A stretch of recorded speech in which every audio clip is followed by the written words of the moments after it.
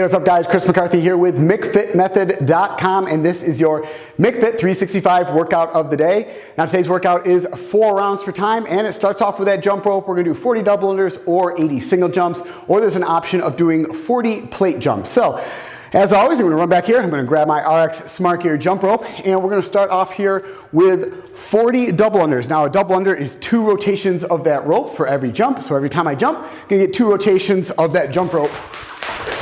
Always maintaining proper form here, guys. Keeping those elbows in close to your sides. Bounding up and down on the balls of our feet. Rotating that rope just with our wrist, guys. Keeping that chest up the entire time. We're not piking our feet forward or kicking our legs back. It's more of an up and down bounding motion. So what you're gonna end up doing is 40 double unders, or if you choose to do single unders, it's just your basic single unders, 1 rotation of that rope. But instead of doing 40 double unders, if you choose to do singles, we're gonna go ahead and do twice as many, so you can do 80 single jumps. Now you also have the option of doing plate jumps.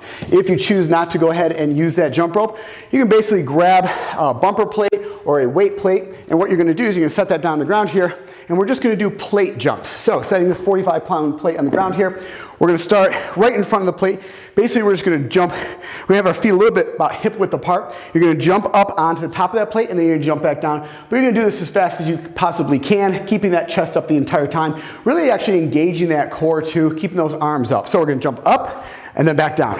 But like I said, we're gonna do it really, really quickly, and we're gonna do 40 of these. So it's 1, 2, 3, 4. So as fast as you possibly can, you're gonna do 40 of those plate jumps as an option if you choose not to do the jump rope in this workout.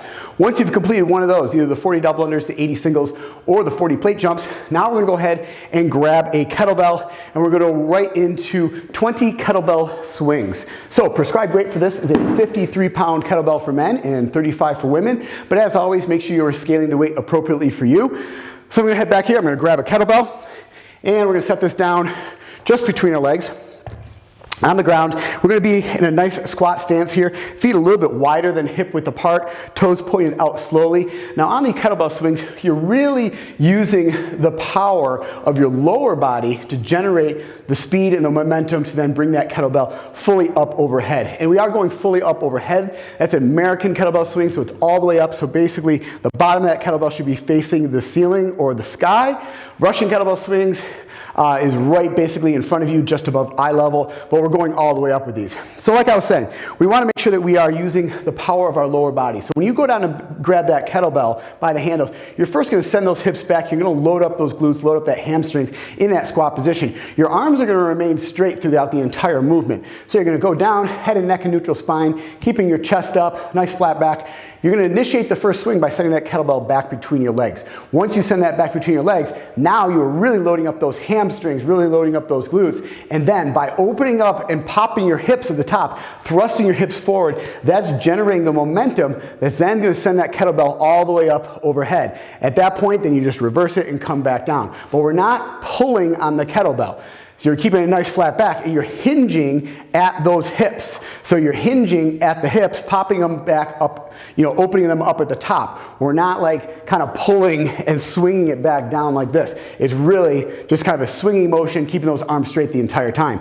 So I'm gonna go down, I'm gonna grab this kettlebell. I'm gonna initiate that first swing by sending it back between my legs, and then you'll see I'll be opening up my hips at the top, and then popping up over, and then back down. But you notice that pop of those hips, slightly bending those knees, sending that butt back, loading up those hamstrings, but I'm popping them open, which is then setting that kettlebell all the way up overhead.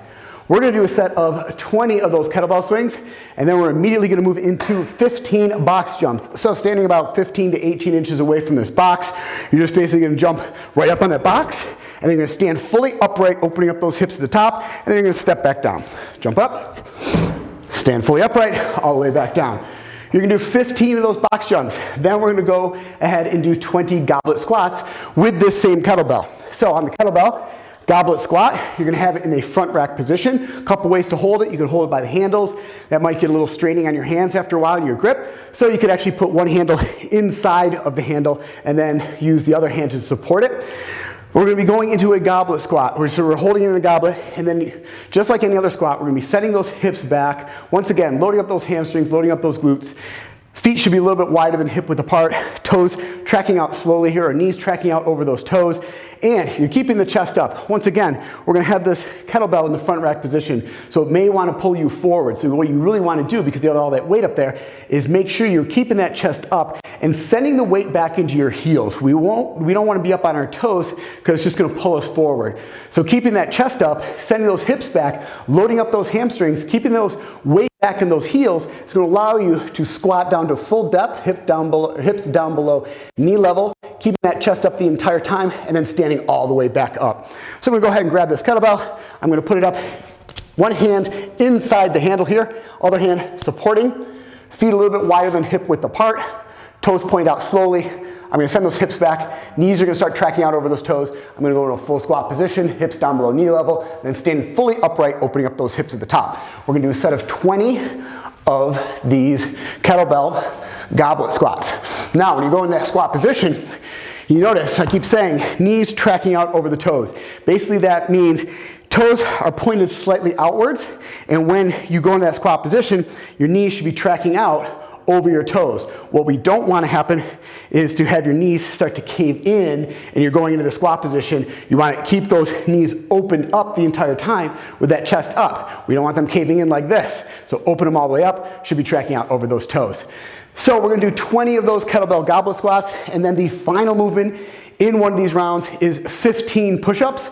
So basically just your standard push-up position. We're going to get into that plank. Now, when you get down in this plank position, shoulders and elbows should be in line with your wrists, as always, guys, making sure it's a nice flat plane. We don't want to be over the top. We don't want to be all the way back like this. So, nice straight up and down in a line.